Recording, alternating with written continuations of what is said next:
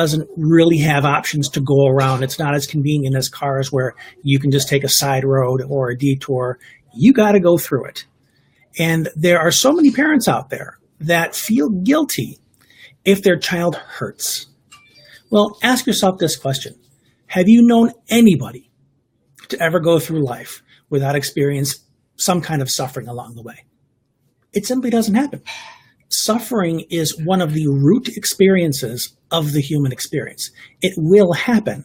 What our kids need to learn is how to get through the suffering, not how to avoid it.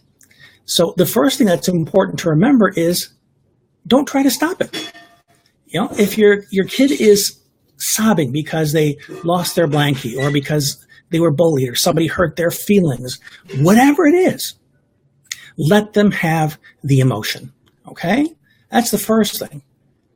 The second thing is don't minimize it. You know, I've heard this so often where parents say, you know what, you're making a big deal out of nothing, or this is how you should feel about it, or, well, you know what, when I dealt with it, I didn't, cry like you did. That invalidates how they're feeling. It says that your feelings are something that you should judge negatively. So that encourages them to feel guilty and feel bad about themselves when they feel something that you allow yourself to do. You allow yourself to feel, or do you beat yourself up too? Something to think about. Because there's nothing minimal about a 5-year-old that's sobbing over a lost stuffed animal because your child's 5. This is a big deal. The extent of your child's world is still pretty darn small and doesn't know everything you know. So losing a blankie is huge. For us, it might be like, somebody stole your car or something like that, or you lost your iPhone and you're freaking out because of how much that thing means to you and how much you use it. May seem like apples and oranges, but they could be very close to being the same thing. So don't minimize it. So what do you do then? Well, you normalize it. You can say, yeah, I can understand why this would really upset you.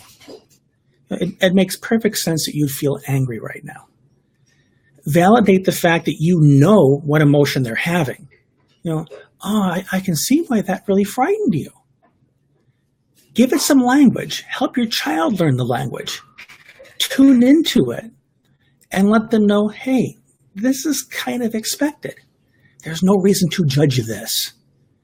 It's understandable that you would be in this place. Just let it go. Let it happen. Feel it. Go through this tunnel. And be patient with it. There's a story that I've told before about my oldest son back when he was in middle school. He was pretending for a very long time that everything was cool. He had friends, all of this stuff. None of it was true. He was being bullied. He felt a whole lot of pressure from us and his teachers to keep getting the A's. And he was feeling completely overloaded. And one night he just collapsed in tears and was sobbing. And when he was telling me what was actually going on with him, I realized that, okay, he's been holding this for a long time. There's going to be a lot of tears to get through this tunnel. So I just sat with him. I didn't try and console him and say, oh, buddy, come on, it'll be all right. We'll figure it out. No need to cry. I didn't say any of that. I just sat there. If I said anything, I said, man, I'm so glad that you decided to share this. I'm so glad that you finally got this off your chest. And I'm going to sit here with you until you feel you're ready to talk about this.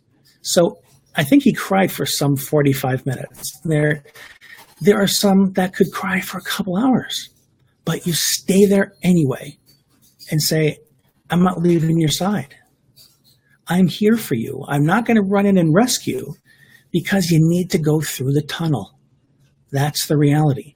But I'm not going to leave your side while you go through it because you don't want your child to associate strong emotion with abandonment. There are some people that learn, I can't feel because it pushes people away. I can't feel because people will judge me. It is so critical for you not to teach your child those lessons. Teach your child that showing that vulnerability, wearing that emotion on their sleeve is something that's going to get you to be by their side. Now, I don't want to get into children that pretend to cry to get you to rush over and be comforting. Some kids do that, okay? In fact, I think all kids do that. But that's not what I'm talking about. I'm talking about the genuine stuff. When your kid is going through something and just needs you to be there. Be patient until they're ready to talk about it. Or maybe they're not ready to talk about it right away. Maybe they want to cry until they fall asleep. Then you check in the next morning and you can say, hey, I just want to remind you, when you're ready to talk about it, I'm here. Keep that door open.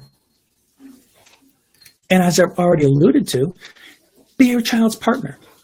One thing you want to be careful of is overhelping. You know, hey, I understand why you cried. I'm by your side to the end. Don't worry, Daddy will fix it. Don't worry, Mom, you'll make it all better. That's not being a partner. That's still rescuing. Being a partner is you sit there to help them process solutions. So you ask, hey, so what do you think you want to do now? Now that you've gotten through this anger, now that you've gotten through this sadness for now, what would you like to have happen next? And how can I support you? Because the important thing is you need to get your child to take some kind of action. If your child's young enough, I use the example of a 5-year-old who lost something. You can say, okay, where do you want us to look first? Behind the couch? Great idea. Let's go do that. So you're helping them lead as much as possible and learn their own power to solve the problem so they don't feel helpless. They don't feel that somebody has to run in and rescue, but they also know that somebody can be there for them to help support them in solving those problems. Does this make sense? I hope so. So those are just some of my thoughts that kind of perked up after reading that article. And I hope that these suggestions are helpful for you as well. If so, let me know. And please feel free to share this with other parents who might benefit. This has been Brian. You can learn more about me at thecompassionatedad.com. Looking forward to connecting with you. Take care.